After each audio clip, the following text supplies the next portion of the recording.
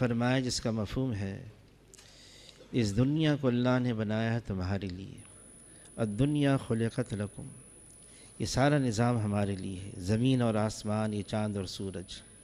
लेकिन आगे क्या फरमाया, इन्नकुम खुलिक़्तुम लिल आखिरा, अल्लाह ने हमें आखिरत के लिए बनाया है। मरने के बाद एक ज़िंदगी आ रही है, हकीकत वाली ज़िंदगी है, उसकी तैयारी के लिए अल्लाह ने हमें दुनिया में भेजा है। आवाज़ नहीं आ रही।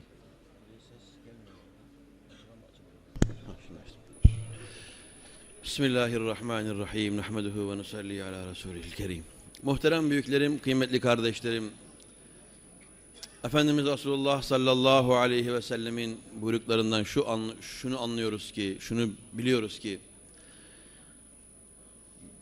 buyuruyorlar ki Allah Celle Celaluhu sizleri, bütün mahlukatı sizin için yarattı. Yani insan için yarattı. Bütün yerler, gökler, dağlar, denizler, her şey insan için, sizler için buyurdu. Ama ancak siz ahiret için yaratıldınız. Ahiret, ölümden sonra başlayacak olan sonsuz bir hayat var. O hayata hazırlık için yaratıldı insan. Bütün her şey insan için, ancak insan ölümden sonra gelecek olan, ebedi olan, sonu olmayan ahiret hayatı için yaratılmıştır.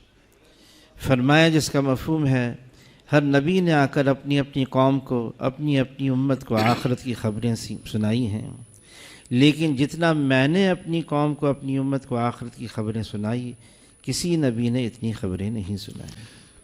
Buyurdular ki, Efendimiz sallallahu aleyhi ve sellem buyurdu ki, önceki peygamber, her peygamber geldi insanlara, kavmine, ümmetine ahiretin haberlerini anlattı. Ahirette neler olacak, neler var, onları anlattı. Fakat buyurdu ki Efendimiz sallallahu aleyhi ve sellem, ben ümmetime o kadar haberler, ahiretin haberlerini anlattım, verdim, söyledim ki benden önceki hiçbir peygamber bu kadar anlatmış, bu kadar söylemiş değildir.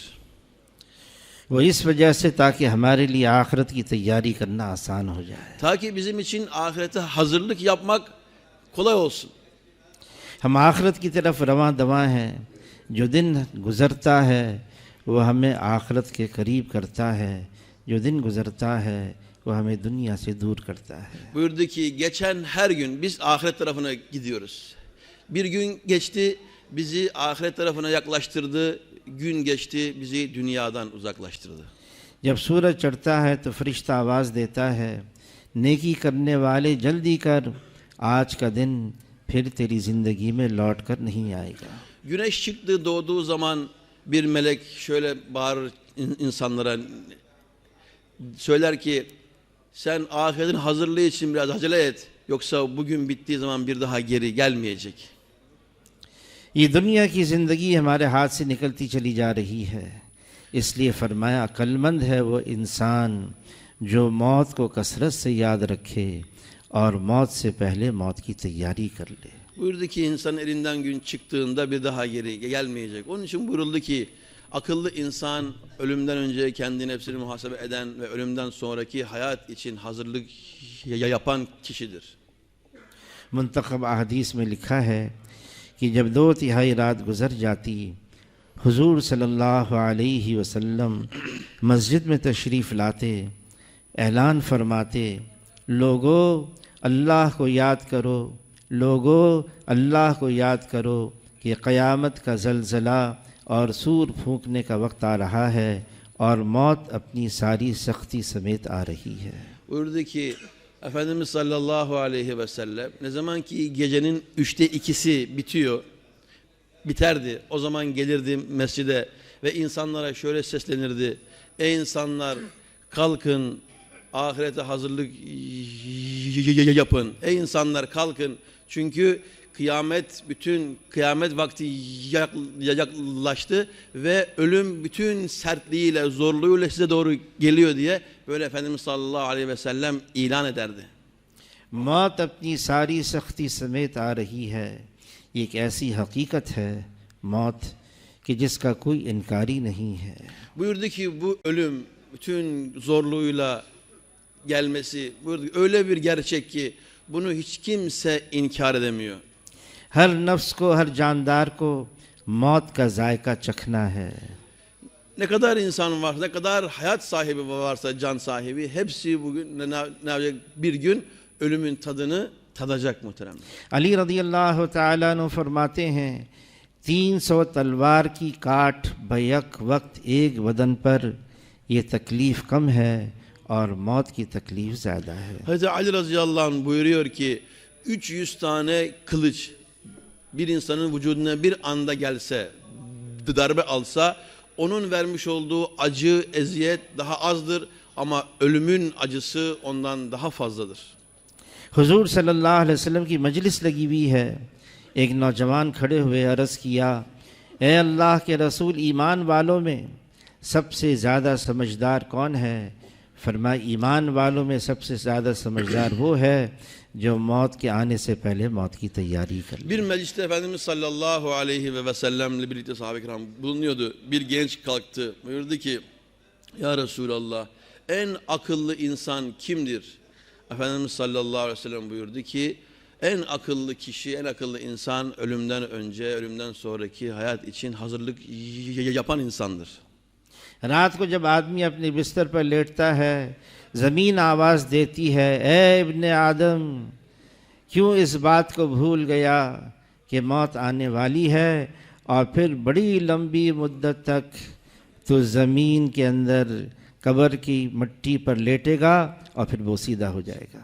Buyurdu ki insan yatağına uzandığı zaman, yattığı zaman ona kabir ve yer şöyle bağırır, şöyle çağırır ona. Ey insan, şunu niye unutuyorsun ki bir gün sen öleceksin ve kabre gireceksin ve o kabirde çok uzun bir zaman kalacaksın. Bunu niye unutuyorsun? दुनिया की मशगूलियत, दुनिया के इहनमाक ने हमें भुला दिया कि दुनिया छूट रही है, छूट जाएगी और जाना है। Buyurdu ki dünyanın meşguliyeti, dünyayla uğraşmak bize şunu unutturdu ki bir gün biz bu dünyayı bırakıp dünyadan gideceğiz. तैयारी करनी है, यही वक्त है, यही मौका है हमारे पास। Hazırlık yapmak için şu anda elimizdeki fırsat, bu vakit, zaman bu. दुनिया की ज़िंदगी सिर्फ मुख्तसर ही नहीं बल्कि गैर यकीनी है, एक लम्हे का भी एतबार और भरोसा नहीं है। Buyurdu ki dünya hayatı sadece muhtasar, kısa değildir. Kısa olsa sadece. Buyurdu ki buna itimat edilmez. Yani ne zaman bırakılacağı, ne zaman bizi mi bırakacağı belli değildir. Garantisi yok bu hayatın. Her an gidebilir insan. फरमाया, सुबह हो जाए फिर शाम का इंतज़ार न किया करो, शाम हो जाए फिर सुबह का इंतज़ार न किया करो, वक्त को इस तरह से गुजार लो। Buyurdu ki sabah olduğunda akşam olmasını beklememek lazım. Beklemeyin. Akşam olduğunda sabahı beklemeyin. Yani vakti bu şekilde geçirelim. फरमाया, जिसका मफहूम है मैं नमाज के इख्तिताम पर एक तरफ सलाम फेरूं, पता नहीं, मालूम नहीं मैं दूसरी तरफ सलाम फेर सकूँगा या नहीं फेर सकूँगा। Şöyle buyuruldu ya, ben namaz kılarken sağ tarafıma selam verdiğimde acaba sol tarafıma selam verebilecek miyim? Sol taraf yani o kadar zaman benim elime geçebilecek mi? Bunu bilmiyorum buyurulmuştu. मुख्तसर और गैर यकीनी ज़िंदगी तैयारी करनी है, आगे जाना है। Buyurdu ki bu muhtasar, az olan ve yakini olmayan, garantisi olmayan bu hayatta hazırlık yapmak lazım. तैयारी क्या करनी है? Peki ne hazırlık yapacağız bu hayatta? जिसकी यहाँ हाज़िरी है, जो हमारा खालिक और मालिक है, जो अल्लाह है, उसकी यहाँ हाज़िरी है, उसको राज़ी करना है। Buyurdu ki kimin yanına gideceksek Halik olan, Malik olan Allah Celle Celaluhu, onun huzuruna çıkacağız, ona hesap vereceğiz. Ondan önce işte onun hazırlığını yapmamız gerekiyor. और उसको राज़ी करने का एक ही रास्ता है, एक ही तरीका है, वो जनाब रसूलुल्लाह सल्लल्लाहु अलैहि वसल्लम का मुबारक तरीका है। Buyurdu ki işte o Allah'ı razı etmenin tek bir yolu vardır ki o da Efendimiz Resulullah sallallahu aleyhi ve sellemin yolunu seçip onun yolundan gitmektir. अब ये इंसान आखिरत को सामने रखकर दुनिया की ज़िंदगी गुजारे। अल्लाह ताला ने अम्बिया अलैहिस्सलाम का एक सिलसिला जारी फरमाया, आदम अलैहिस्सलाम से लेकर जनाब रसूलुल्लाह सल्लल्लाहु अलैहि वसल्लम तक जो आकर इंसानों को समझाते रहे, बताते रहे, देखो दुनिया की ज़िंदगी असल नहीं है, asıl to ahiret है. Buyurdu ki işte bu ahiretin hazırlığı için, ahireti önümüze koyarak bir çalışma, bir hazırlık yapmak için Allah Celle Celaluhu birçok peygamberlerini, nebilerini gönderdi. Hazreti Adem Aleyhisselam'dan Efendimiz Muhammed sallallahu aleyhi ve selleme kadar bütün peygamberler geldi, insanlara Allah'ı anlattı, ölümden sonraki hayatı anlattı, oraya hazırlanmamız gerektiğini her peygamber geldi, ümmetine anlattı, onlara davet verdi. आखिर में हुजूर सल्लल्लाहु अलैहि वसल्लम तशरीफ़ लाए और हुजूर सल्लल्लाहु अलैहि वसल्लम ने भी फरमाया, इसका मफ़हूम है, मुझे अपनी उम्मत पर फ़क्र और फ़ाक़े का डर नहीं, मुझे अपनी उम्मत पर दुनिया की फरावानी का डर है. Efendimiz sallallahu aleyhi ve sellem en sonda geldi ve o da ümmetini ahirete hazırladı aslında. Ve buyurdu ki benim ümmetim hakkında korkum, fakir olacaklar, onlara böyle fakirlik gelecek, yoksulluk gelecek, bundan korkmuyorum. Buyurdu ki onlar dünyaya da dalacaklar, onlara dünya çok olacak, ben bundan korkuyorum buyurdu. इस दुनिया से बचो, ये हारूत और मारूत से ज़्यादा जादू करने वाली है. Buyurdu ki bu dünyadan sakının, çünkü bu dünya Harut ile Marut'tan daha sihirbazdır. ये दुनिया उसका घर है जिसका आखिरत में कोई घर नहीं, ये दुनिया उसका माल है जिसका आखिरत में कोई माल नहीं, और दुनिया के लिए वो जमा करे जिसमें ज़रा भी अकल नहीं. Buyurdu ki bu dünya ahirette evi olmayanın evidir. Bu dünyanın malı ahirette malı olmayanın malıdır. Kim bu dünya için çalışırsa buyurdu ki onun aklı yoktur. जब मेरी उम्मत दुनिया को बड़ी चीज़ समझने लगेगी तो इस्लाम की हैबत और वक़्त दिलों से निकल जाएगी. Buyurdu ki benim ümmetim ne zaman ki dünyayı kalbinde gözünde büyütecek, o zaman bu İslam'ın heybeti onların kalbinden çıkacak, gidecek. जिस अल्लाह ने इस दुनिया को बनाया है, उस अल्लाह की यहाँ इस दुनिया की कीमत मच्छर के पर के बराबर भी नहीं. अगर मच्छर के पर के बराबर भी इस दुनिया की अल्लाह की यहाँ कीमत होती, अल्लाह ताला काफिरों को एक घूंट पानी का न देती. Buyurdu ki bu dünyayı yaratan Allah'tır. Allah Celle Celaluhu indinde bu dünyanın kıymeti bir sivrisineğin kanadı kadar bile değildir. Eğer o kadar dahi bir sivrisineğin kanadı kadar kıymeti olsaydı, Allah Celle Celaluhu kendine inanmayanlara, kafirlere bir yudum su içirmezdi. ये दुनिया बेकीमत है, इसकी कोई हैसियत नहीं. हुजूर सल्लल्लाहु अलैहि वसल्लम सहाबा के साथ तशरीफ़ ले जा रहे हैं. मदीना मुनव्वरा की गलियों में एक कोड़ी पर गुज़र हुआ जहाँ तमाम शहर का कचरा डाला जाता है. उस कचरे के ढेर के ऊपर एक मरा हुआ बकरी का बच्चा, कान कटे हुए, दुम कटी हुई, पेट फूला फटा हुआ. हुजूर सल्लल्लाहु अलैहि वसल्लम ने सहाबे किराम से पूछा, जिसका मफ़हूम है एक दिरहम में इस मरे हुए बकरी के बच्चे को कौन ख़रीदेगा, कौन है इसका ख़रीदार? तो अर्ज़ किया, अल्लाह के रसूल आप ख़रीदने की बात फरमा रहे हैं, मुफ्त भी ले जाने के लिए तैयार नहीं. फरमाया जिसका मफ़हूम है जैसे ये मरा हुआ बकरी का बच्चा तुम्हारे निगाहों में बेकीमत बेहैसियत है, ये सारी की सारी दुनिया अल्लाह की निगाह में से ज़्यादा बेकीमत और बेहैसियत है. Buyurdular ki Efendimiz sallallahu aleyhi ve sellem sahabesiyle birlikte bir gün gidiyordu. Böyle Medine'nin sokaklarında insanların çöplerini attığı, çöplerin toplandığı bir yerden geçtiler sahabesiyle birlikte. Oradan geçerken baktılar ki o çöp yığının yanında bir keçi yavrusu, bir oğlak var. Ölmüş, kuyruğu kesilmiş, kulağı kopmuş, karnı yarılmış, işkembesi çıkmış.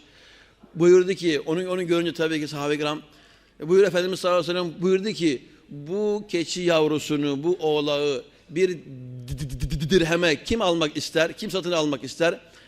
Sahabe-i kiram dedi ki, ya Resulallah sen bunu parayla satın almaktan bahsediyorsun ama biz bunu parasız bedavayla almak istemeyiz. Bunun hiçbir kıymeti yok. Biz bunu alsak da ne yapacağız? Efendimiz sallallahu aleyhi ve sellem buyurdu ki, Allah indinde dünyanın kıymeti bu keçi yavrusundan daha azdır. Allah gözünde o kadar dahi kıymeti yoktur bu dünyanın. जो दुनिया के पीछे पड़ जाता है और दुनिया को मुंतहा मकसद बना लेता है, वो भी अपनी कीमत को खो बैठता है. Buyurdu ki onun için bu kadar kıymetsiz bir dünyanın peşine kim giderse, Kim ve bütün yeteneklerini, zarafetlerini bu dünyanın peşinde kullanırsa o da kendi kıymetini o dünya gibi aşağı çekmiş olur.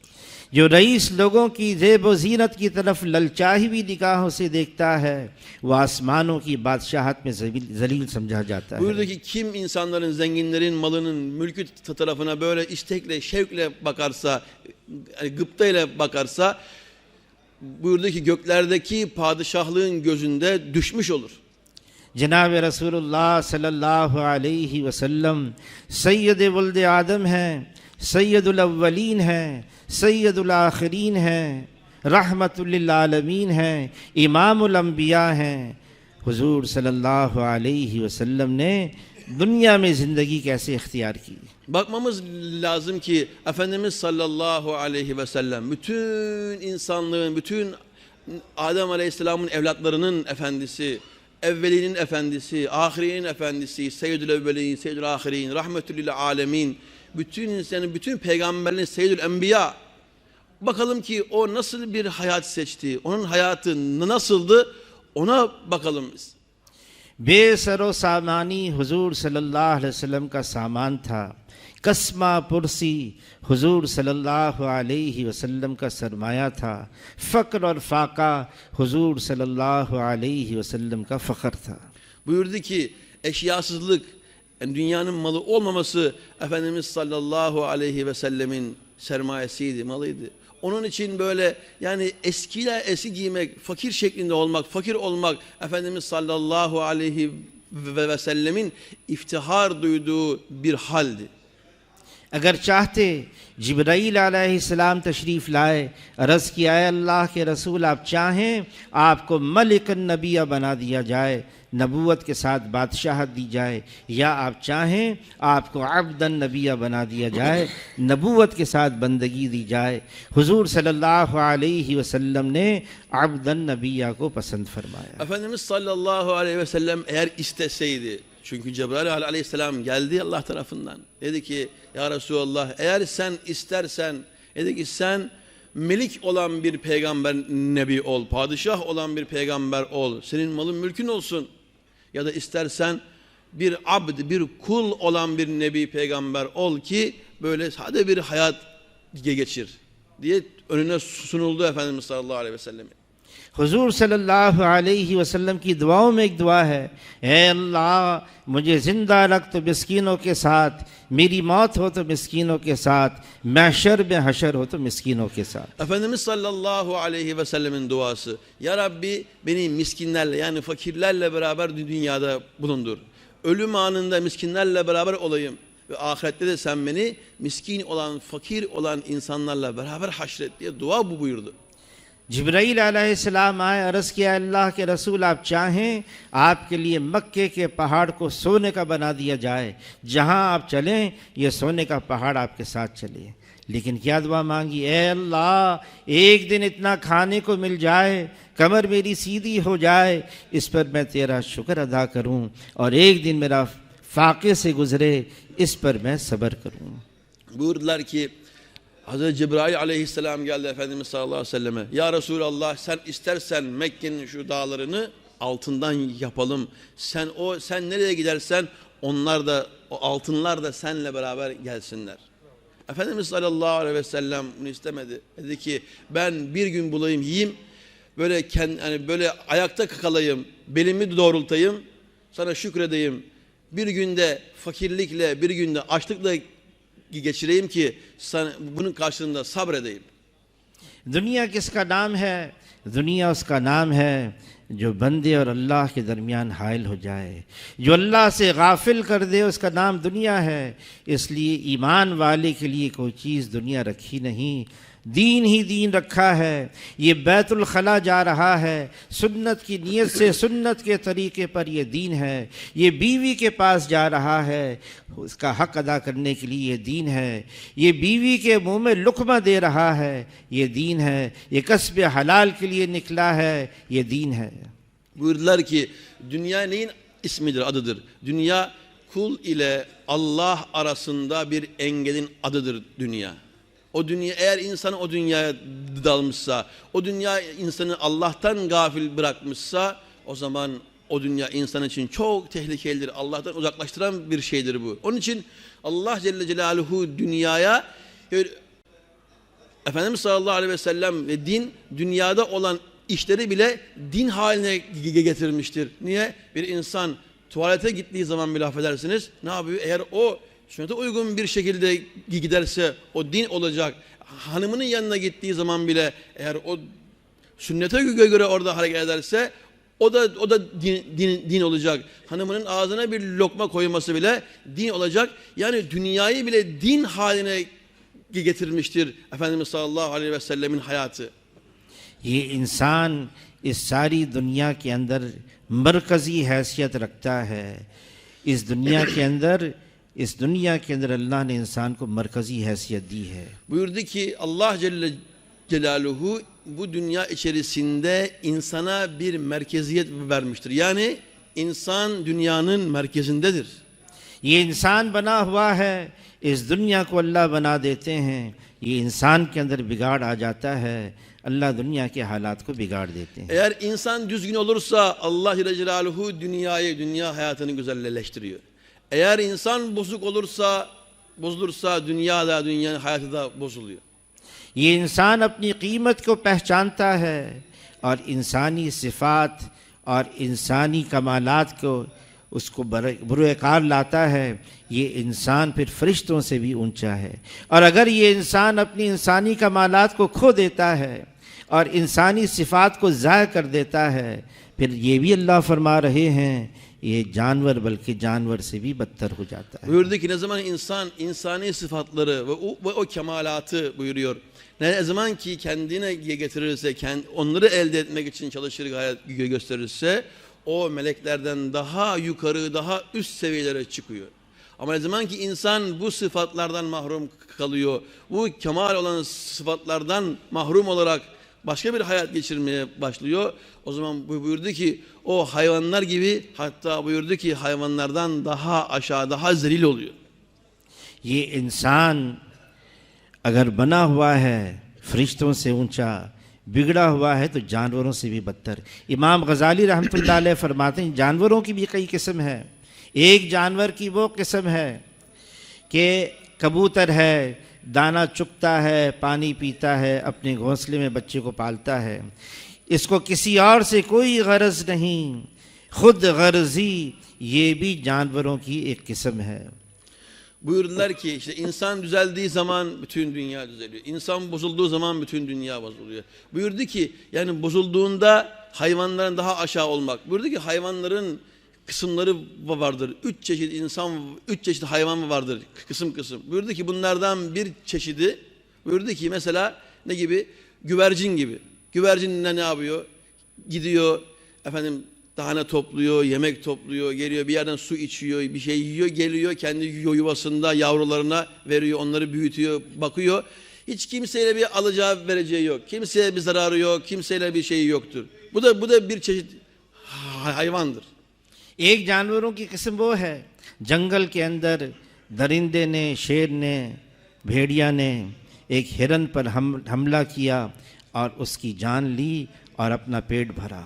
दूसरे को नुकसान पहुंचाकर अपना नफ़ा उठाना ये भी जानवरों की एक किस्म है। Buyurdu ki bir kısım hayvanlarda şöyle ki ormanlarda, dağlarda işte arslan gibi, kaplan gibi, diğer bugün gibi yırtıcı hayvanlar, ondan ne yapıyor? Bakıyor bir geyik. Geyiğin peşinden koşuyor, onu yakalıyor, parçalıyor, öldürüyor, yiyor, karnını doyuruyor. Yani başkalarına hamle yaparak, başkalarının canına kastederek kendi menfaatini sağlıyor, kendi karnını doyuruyor, kendine bir menfaat sağlıyor bu hayvan. Bir çeşit hayvanlar da böyle. और एक किस्म जानवरों की वो है रात को आदमी जा रहा है अंधेरे में, बिच्छू ने डंक मारा और एक कतरा खून का उस बिच्छू के पेट में नहीं गया, जिसको डंक मारा उसको तकलीफ हुई, दर्द हुआ, वो चिल्ला रहा है मुझे फ़ायदा हो न हो दूसरे को नुकसान ज़रूर पहुंच जाए। जानवरों की एक ये किस्म है। Buyurdu ki bir kısım hayvan da şöyle ki bir adam geceleyin yolda giderken bir şey gözükmüyor. Bir akrep geldi adamı soktu. Buyurdu ki şimdi onun sokmasıyla o akrebin karnına bir damla kan bile gitmedi. Fakat o soktuğu kişi şimdi bağırıyor, çağırıyor, kıvranıyor, yandım diyor. Fakat bu ona kendisine hiçbir fayda olmadığı halde başkalarına zarar veren çeşitli hayvanlar var. ये इंसान जब बिगड़ता है तो ये जानवरों से भी गिर जाता है, और ये जानवरों से इतना गिरता है फिर 10-20-100 को नुकसान नहीं पहुंचाता, बल्कि हजारों को, लाखों को इसका नुकसान नस्ल दर नस्ल चलता रहता है. Buyurdu ki ama insan bozulduğu zaman işte o hayvanlardan daha aşağı oluyor ki onun bozulgunluğun sebebiyle başkalarına verdiği zarar o 10-20 olmuyor. Buyurdu ki binler, yüz binler, hatta nesiller boyu onun bozukluğu sebebiyle insanlara zarar ulaşıyor. İnsanın bozulması böyle büyük bir tehlike, böyle bir zarar sebebi. अल्लाह ताला कुरान में फरमा रहे हैं ज़हर अल फसाद fill Burr वल बहर बिमा कसबत ऐदी अन्नास. ये जितना फसाद है, खुश्की और तरी में, ये इंसानों के अपने हाथ की कमाई है. इंसान के अंदर बिगाड़ आ गया, जहाँ में बिगाड़ आ गया. Buyurdu ki Allah Celle Celaluhu buyuruyor, yerde yani toprakta, karada ve denizlerde ne kadar fesat varsa, bozukluk varsa hep insanın eliyle kazandığının neticesidir. Buyurdu ki insan bozulduğu zaman her taraf bozuluyor. Her tarafa bu bozukluk başlıyor. इसलिए इंसान का बनना बहुत ज़रूरी है. ये इंसान बना हुआ है, ये जहाँ बन जाएगा. Buyurduk onun için insanın düzelmesi çok önemli. İnsan düzeldiğinde bütün cihan ne oluyor? Düzeliyor. इंसानों को बनाने के लिए, इंसान साजी के लिए अल्लाह ने अम्बिया अलैहिस्सलाम को भेजा इस ज़मीन के ऊपर. İşte buyurdu ki insan oluşturmak için, insan olsun için Allah Celle Celaluhu peygamberlerini dünyaya gönderdi. और हर नबी ने आकर इंसानों को आवाज़ दी, या अय्युहन्नास कुलू ला इलाहा इल्लल्लाह तुफ्लिहू. ए इंसानों, ला इलाहा इल्लल्लाह का इकरार कर लो, कामयाब हो जाओगे. Bu yüzden bütün peygamberler geldi insanlara, dediler ki ey insanlar, la ilahe illallah deyin, la ilahe illallahı ikrar edin, tasdik edin ta ki kurtuluşa erin. अम्बिया ने आकर इंसानों के दिलों पर मेहनत की. इस दिल में सिर्फ अल्लाह हो और अल्लाह के अलावा कुछ और न हो. Bütün peygamberler geldi, insanların kalbi üzerinde bir çalışma yaptı ki insanların kalbinde Allah olsun, Allah'tan başka hiçbir şey olmasın. जनाब रसूलुल्लाह सल्लल्लाहु अलैहि वसल्लम आखिर में तशरीफ़ लाए. उन्होंने भी आकर इंसानों पर और इंसानों के दिलों पर मेहनत की. Efendimiz sallallahu aleyhi ve sellem en son teşrif ettiler dünyaya. O da geldi, insanların kalbi üzerinde çalışma yaptı. और हुजूर सल्लल्लाहु अलैहि वसल्लम फरमाते हैं, इसका मफहूम है इंसान के जिस्म के अंदर एक गोश्त का लोथड़ा है, ये सही हो गया सारा बदन सही है, ये बिगड़ गया तो सारा बदन बिगड़ा हुआ है, और ये गोश्त का लोथड़ा इंसान का दिल है. Efendimiz sallallahu aleyhi ve sellem buyurdu ki insanın bedeninde bir et parçası vardır ki eğer o düzgün olursa bütün insanlık düzelecek, bütün dünya düzelecek ve bütün bir beden düzelecek. Eğer o insanın içindeki o et parçası bozuk olursa insanın bütün bedeni bozuk olacak. Buyurdu ki işte o insanın içindeki o et parçası onun kalbidir. ये इंसान का दिल है, ये दिल अल्लाह की तजल्ली गाह है. ये ज़मीन अल्लाह को नहीं समा सकती, ये आसमान अल्लाह को नहीं समा सकता. मोमिन का दिल है, ये अल्लाह को समा सकता है. Buyurdu ki bu insanın kalbi Allah'ın tecelli ettiği bir yerdir. Allah'ın yerdir orası. Buyurdu ki bu yerler, gökler, buyurdu ki Allah'ı alamaz. Yani Allah oraya sığmaz. Ama Allah Celle Celaluhu kalbe sığar. Allah'ın yeri kalptir. हुजूर सल्लल्लाहु अलैहि वसल्लम ने आकर मेहनत फरमाई, इंसानों के दिलों पर इस दिल में सिर्फ अल्लाह हो, अल्लाह के अलावा कुछ और न हो. ला इलाहा इल्लल्लाह, ये ईमान का कलमा है, ये ला से शुरू होता है, इसमें इनकार पहले है, नफ़ी पहले है. अल्लाह के अलावा जो कुछ है वो अल्लाह का गैर है, वो अल्लाह के सिवा है, वो अल्लाह का मा सिवा है, और जो अल्लाह का गैर है अल्लाह के बग़ैर कुछ कर नहीं सकता. Buyurdular ki onun için bütün peygamberler geldi. La ilahe illallah kelimesiyle çalıştılar. Buyurdu ki bu kelime içerisinde ilk önce la vardır. La yani ne demektir? La inkardır. La nefyetmektir. Yok demektir. Bütün peygamberler geldi. İlk önce insanların teveccüh ettiği, yönelmiş olduğu Allah'tan başka ne varsa hepsini nefyettiler. Ne varsa hepsi Allah'tan gayrıdır. Allah'tan başkadır. Madem ki Allah'tan gayrıdır, Allah'tan başkadır, o zaman Allah'ın iradesi olmaksızın onlar hiçbir şey yapmaya kadir değildirler. Bütün peygamberler geldi. İlk önce insanlardan bu Allah'tan gayrısı olanların nefrettiler. Onu inkar ettiler. इस दिल में अल्लाह के गैर का कोई शायबा ना हो, इस दिल में अल्लाह के गैर का कोई साया ना हो, और इस दिल में अल्लाह के गैर की स्याही का कोई धब्बा ना हो। ये बिल्कुल पाक और साफ हो। अगर इस दिल में अल्लाह के अलावा आ गया, माल से ज़िंदगी बनती है, ये फासिद यकीन आ गया, ये दिल नापाक हो गया। नक्शे चीज़ों से काम बनता है, अगर ये यकीन दिल में आ गया, ये fasid yakin, ये दिल napak हो गया।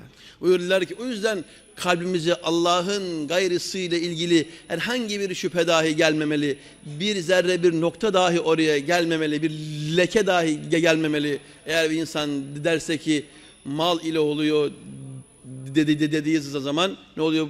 Ve bu sefer o insanın kalbi bozulmuş oluyor. Bozulmaya başlıyor. Efendim yani mal mülkle sebeplerle bir şeyler oluyor dediği zaman o insanın kalbi bozulmuş oluyor, pislenmiş oluyor o kalp. Onun için Allah'tan başka hiçbir şeyin hakikatinin yakinini oraya koymamamız gerekiyor. O kalbi fasit etmememiz gerekiyor.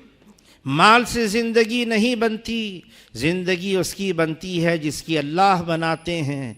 नक्शे चीज़ों से काम नहीं बनता, काम उसका बनता है जिसकी अल्लाह बनाते हैं। अल्लाह बनाने पर आए कोई बिगाड़ नहीं सकता, अल्लाह देने पर आए तो कोई रोक नहीं सकता। Buyurdu ki mallan, mülkten hayatlar oluşmuyor, güzelleşmiyor. Allah Celle Celaluhu kimin hayatını güzelleştirirse onun hayatı güzel oluyor. Sebeplerle, şekillerle insanın hayatı güzelleşmiyor. Kimin hayatını Allah güzelleştirirse onun hayatı. Allah kimin hayatını güzelleştirmek isterse ona kimse engel olamaz. Kime Allah Celle Celaluhu mal mülk vermek isterse onun önüne kimse engel olamaz. हुजूर सल्लल्लाहु अलैहि वसल्लम ने 13 साल मक्का मुकरमा में इसकी मेहनत फरमाई कि ला इलाहा इल्लल्लाह हकीकत बन के दिल में उतर जाए। Buyurdu Efendimiz sallallahu aleyhi ve sellem 13 sene Mekke'de bir çalışma yaptı. La ilahe illallah çalışması yaptı ki bunun hakikati kalplere yerleşsin için çalıştı. और ईमान की हकीकत मिल गई उनको। एक सहाबी से पूछा किस हाल में सुबह की है? अर्ज़ किया अल्लाह के रसूल ईमान की हकीकत के साथ सुबह की है, क्या दलील है? अर्ज़ किया अल्लाह के रसूल मैं दिन में भूखा रहता हूँ, रात में अपने बिस्तर से जुदा अल्लाह के यहाँ क़याम करता हूँ। मैं जन्नत को जन्नत वालों को निगाहों से देख रहा हूँ, मैं जहन्नम को जहन्नम वालों को निगाहों से देख रहा हूँ। अल्लाह का अर्श मेरी निगाहों के सामने है। फरमाया हारसा तुम वो हो जिसका दिल अल्लाह ने ईमान के नूर के साथ मुनव्वर कर दिया, इसकी हिफाजत करना। Buyurdular ki sahabe-i kiramın işte kalbine o zaman ve iman hakkı inmişti bu kelimenin hakikati. Bir defasında Efendimiz sallallahu aleyhi ve selleme buyurdular ki buyurdu ki sen kimsin? Dedi ki ben iman sahibiyim, müminim. Buyurdu ki her şeyin bir delili vardır. Senin iman sahibi olmanın delili buyurdu ki ben gündüzleri oruç tutuyorum. Akşamları Allah'a ibadet ediyorum, kulluk ediyorum, namaz kılıyorum. Buyurdu ki ben cennet ehlini sanki görür gibiyim. Ondan sonra cehennem ehlini de sanki görür gibiyim. Allah'ın arşı benim karşımda. Her an ben bu hal içerisindeyim. Buyurdu ki ey Harise sen o kimselerdensin ki Allah Celle Celaluhu senin kalbini iman nuru ile doldurmuştur. Ali रज़ी अल्लाह तआला अन्हु फरमाते हैं, अगर मेरे और अल्लाह के दरमियान के पर्दों को हटा दिया जाए तो मेरे ईमान में ज़र्रे बराबर का इजाफ़ा न हो। मैं तो अब भी ऐसा हूँ जैसे इन आँखों से अल्लाह को देख रहा हूँ। Buyurdular ki Hazreti Ali radıyallahu anh buyurdu ki benim gözlerimden perdeler çekilse ve Allah benim karşımda bana gösterilse, buyurdu ki benim imanımda zerre kadar bir oynama değişme olmaz. Yani ben şimdi nasılsam o zaman da aynı halde olurum. Böyle bir iman sahibi. अल्लाह का मुतालबा है, या अय्युहल्लज़ीना आमनू आमिनू, ए ईमान वालो ईमान ले आओ। वो ईमान जो खालिस हो, वो ईमान जो मुखलिस हो, मैं हूँ और अल्लाह हो और दरमियान में कुछ और ना हो। Buyurdu ki Allah Celle Celaluhu buyuruyor ki ey iman edenler iman edin. Yani iman sahiplerine iman etme mutalebesi, iman elde etmiş bir insana iman et denmesi, buyurdu ki yani öyle bir iman olsun ki halis olsun, muhlis olsun, ben varım, Allah var. Bu hal, bu yakin insana gelsin. Böyle bir iman edin buyuruyor Allah Celle Celaluhu. जब दिल बना हुआ है, ये बदन बना हुआ है। खुदा ना खास्ता दिल में फासिद यकीन आ गया, ये दिल में खराबी आ गई, ये बदन भी फिर खराब हो गया। Buyurdu ki eğer kalp düzelmişse işte beden de düzelmiştir. Allah etmesin buyurdu. Allah etmesin eğer kalbe fasit bir yakin geldiyse, bir inanç geldiyse, bozuk yakin geldiyse o zaman insanın bedeni de bozulmaya başlıyor. Allah hepimizi muhafaza buyursun. फासिद यकीन आ गया दिल में, नापाक यकीन आ गया, माल से ज़िंदगी बनती है, फिर ये माल के पीछे जाएगा। फासिद यकीन आ गया, नक्शे चीज़ों से काम बनता है, फिर ये नक्शे चीज़ों के पीछे भागेगा। Buyurdu ki eğer maldan oluyor yakini gelirse, bu fasit olan, pis olan bu yakin, bu inanç kalbe gelirse malla oluyor, o zaman ne olacak insan? Malın peşine gidecek. Eğer insan derse ki kalbine şu yakin gelirse ki sebepler ve şekiller eşyalardan oluyor ya yakini kalbe gelirse o zaman o insan onun peşinden gidecek, sebeplerin peşinden gidecek, eşyaların peşinden gidecek. अल्लाह ताला फरमा रहे फ़फ़िर्रु इलल्लाह, भागो अल्लाह की तरफ, अल्लाह के गैर की तरफ नहीं, भागो अल्लाह की तरफ। Buradaki Allah Celle Celaluhu halbuki buyuruyor ki fefirru ilallah, Allah tarafına koşun gidin, Allah tarafına gelin buyuruyor. Allah'tan başka tarafına değil, Allah tarafına gitmek. अल्लाह के नाम के बगैर कोई काम पूरा नहीं।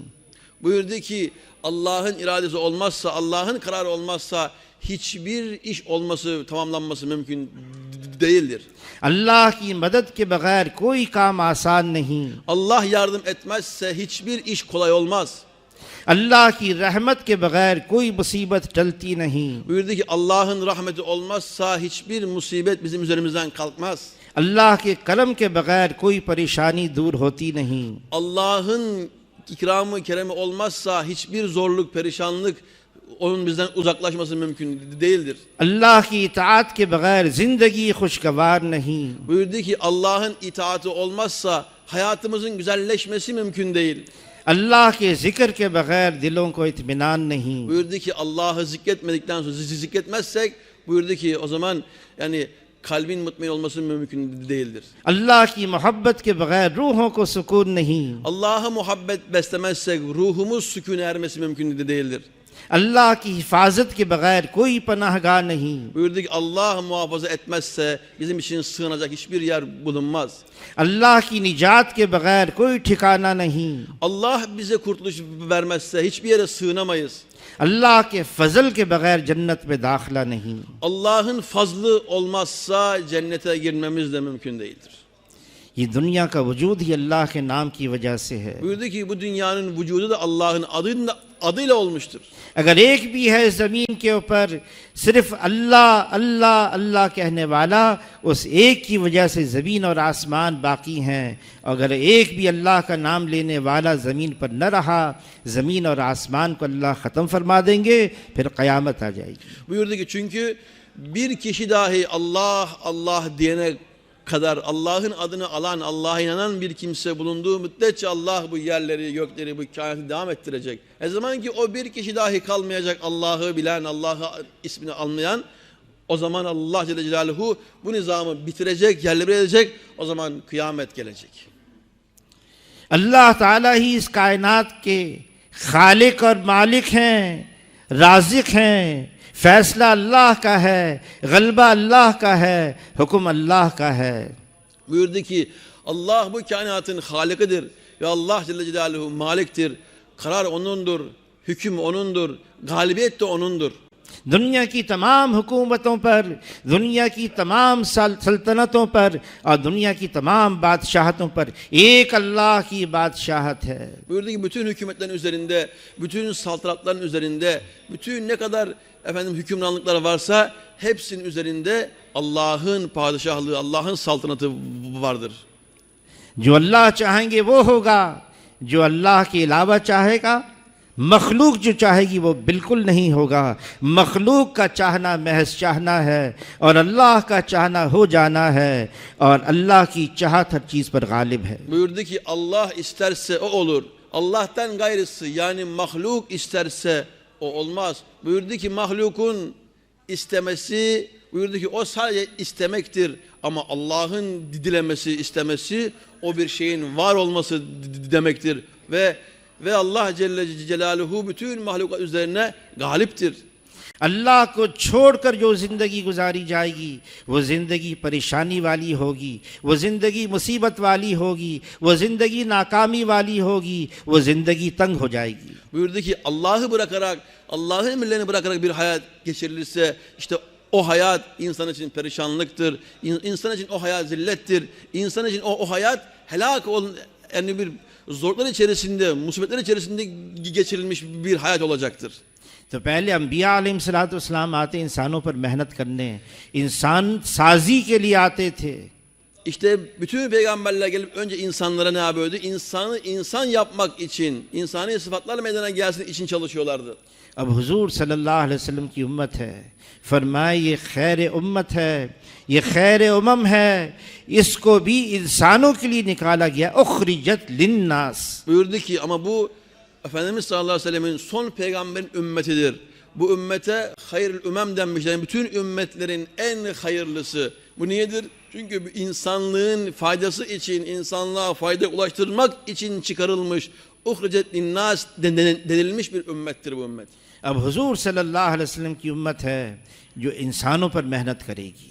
İşte öyle bir ümmet ki Resulullah Efendimiz sallallahu aleyhi ve sellem ümmeti insanlar üzerinde çalışma yapacak olan bir ümmettir bu. हमारी मेहनत का मैदान इंसान है। Bizim çalışmamızın meydanı insandır.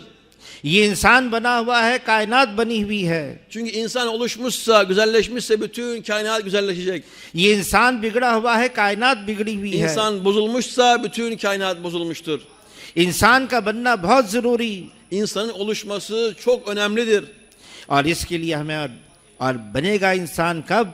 जब इंसान का दिल ये अल्लाह के गैर से खाली हो जाए, इस दिल में सिर्फ अल्लाह हो और अल्लाह के अलावा कुछ और ना हो। Peki insanın düzelmesi nasıldır? Buyurdu ki işte insanın kalbinde sadece Allah olmalı. Allah'ın gayrısından bu kalp boş olmalı. दावत इल्लल्लाह, अल्लाह की तरफ बुलाना, ये उम्मत का मकसद और काम है। Davet ilallah, Allah tarafına çağırmak bu ümmetin maksadıdır, vazifesidir.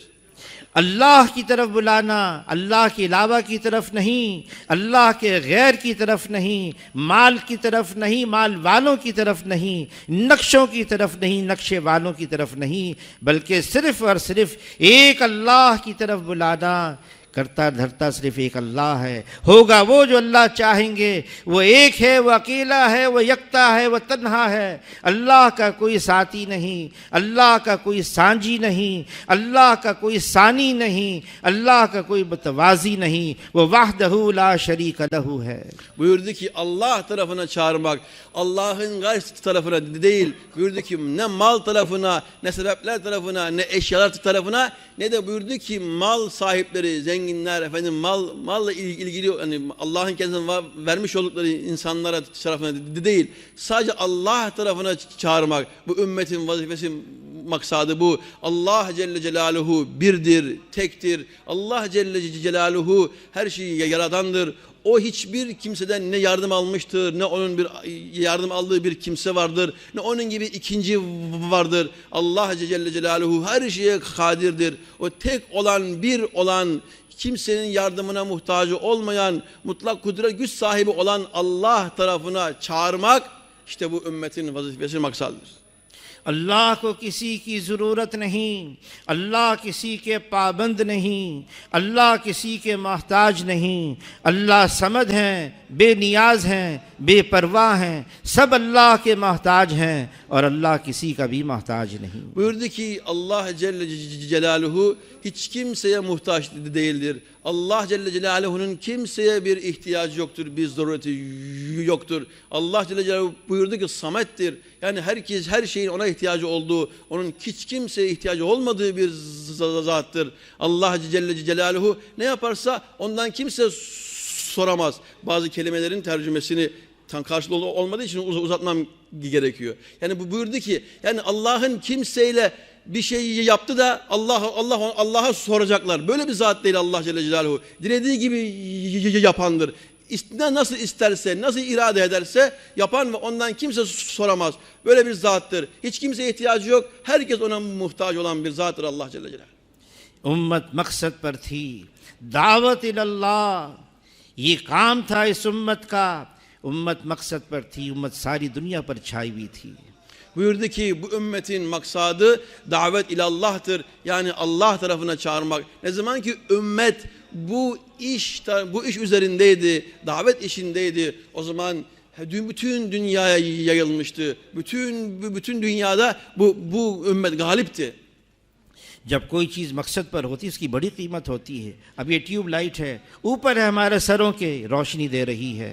ये रोशनी देना बंद कर दे, फ्यूज़ हो जाए, इसको ऊपर से निकाल कर कचरे के ढेर में डाल देंगे। Buyurdu ki bir şey maksat üzerinde olursa, yani maksadına uygun hareket ediyorsa, çalışıyorsa onun kıymeti oluyor. En üstte oluyor. Mesela diyor şimdi floresan. Floresan ne yapıyor? Bize bir fayda sağlıyor. Işık veriyor. Burayı aydınlatıyor. Eğer bu aydınlatmayı bırakırsa, yanmayı bırakırsa, bozulursa ne olacak? Bunu oradan çıkarıp çöpe atarlar. Niye? İşi bitti bunun. Maksat üzere değil artık. जब मकसद से हट गई ये उम्मत, काम से हट गई, तो फिर जो न करने की चीज़ें थीं वो सारी आ गई इस उम्मत के अंदर। Buyurdu ki ne zaman ki ümmet işini bıraktı, ne zaman ki maksadından geri kaldı, bu ümmette olmaması gereken, yapmaması gereken ne varsa hepsi bu ümmete şu anda geldi. करने वाला काम छूट गया, न करने वाले काम फिर आ गए। Yapmamız gereken iş, onu bıraktık. Yapmamamız gereken bütün işler bu ümmetin içerisine girdi. फरमाया कि शैतान मायूस हो गया, जजीरतुल अरब में बुतों की पूजा की जाए, लेकिन इससे मायूस न हुआ कि वो आपस में लड़ाई झगड़े शुरू हो जाएं। Buyurdu ki yani putlara tapmak, putların peşinden gitmek, onları bırakmadılar da kendi aralarında kavga etmeye, dövüşmeye başladı bu ümmet. ये आपस की लड़ाई झगड़े कहाँ से शुरू हुए? मकसद ख़त्म हो गया, निगाहों से ओझल हो गया, हमने गफलत बरती अपने असली काम से, उसकी वजह से ये आपस के लड़ाई झगड़े शुरू हो गए। Bu aramızdaki kavga, dövüş, ihtilaflar niye oldu? Maksadı bıraktık, işimizi bıraktık. Ne zaman ki iş bırakıldı, işten geri kaldık, o zaman aramızda kavgalar, dövüşler, ihtilaflar, fitne, fesat başladı. सबका इलाज एक ही है, उम्मत का एक एक फर्द अपने मकसद और काम पर आ जाए और ये दावत इल्लल्लाह हमारा उन्वान बन जाए। Buyurdu ki bu işin çözümü şu ki ümmetin her bir fert tekrar ne olsun maksadı üzere gelsin. Ne işini Allah'ın ona vermiş olduğu iş üzerine gelsinler ve her birinin işi Allah'a davet olsun. Allah tarafına çağırmaya başlasın. İşte buyurdu ki bütün bu fitnenin, fesadın, kavga dövüşlerin çözümünün halli bunun içerisindedir.